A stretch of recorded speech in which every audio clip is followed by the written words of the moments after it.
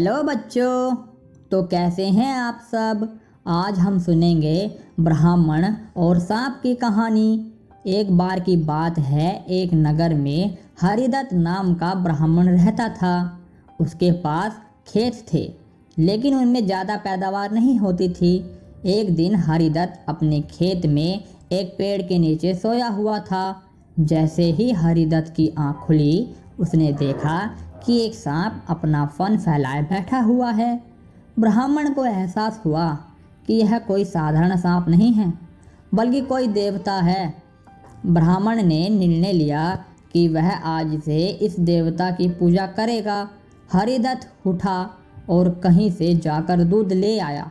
उसने मिट्टी के बर्तन में सांप को दूध पिलाया। दूध पिलाते समय हरिदत्त ने सांप से क्षमा मांगते हुए कहा कि हे देव, मैं आज तक आपको साधारण सांप समझता रहा, मुझे माफ कर दीजिए।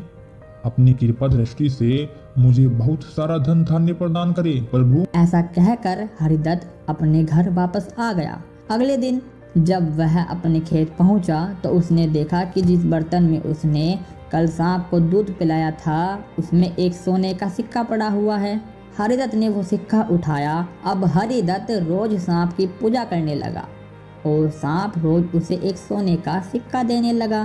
कुछ दिन बाद हरिदत्त को दूर किसी देश जाना पड़ा, तो उसने अपने बेटे से कहा कि तुम खेत में जाकर सांप देवता को दूध पिला आना। अपने पिता की आज्ञा से हरिदत्त का बेटा खेत में गया और सांप के बर्तन में दूध रख आया।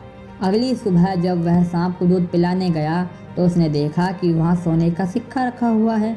हरिदत्त के बेटे ने उस सोने का सिक्का उठा लिया और मन ही मन सोचने लगा कि जरूर इस सांप के बिल में सोने का भंडार है। उसने सांप के बिल को खोदने का फैसला किया, लेकिन उसे सांप का बहुत डर था।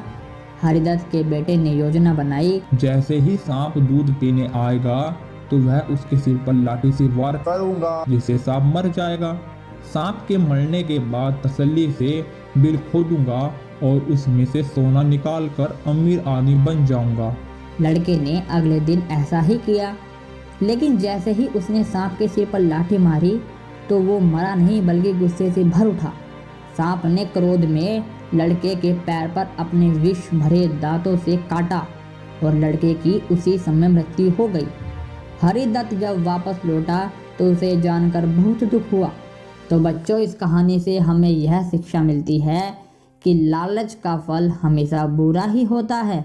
इसलिए कहते हैं कि कभी लालच नहीं करना चाहिए। हमारे पास जो भी है हमें उसी से संतोष करना चाहिए और हमेशा परिश्रम करते रहना चाहिए। बाय बच्चों।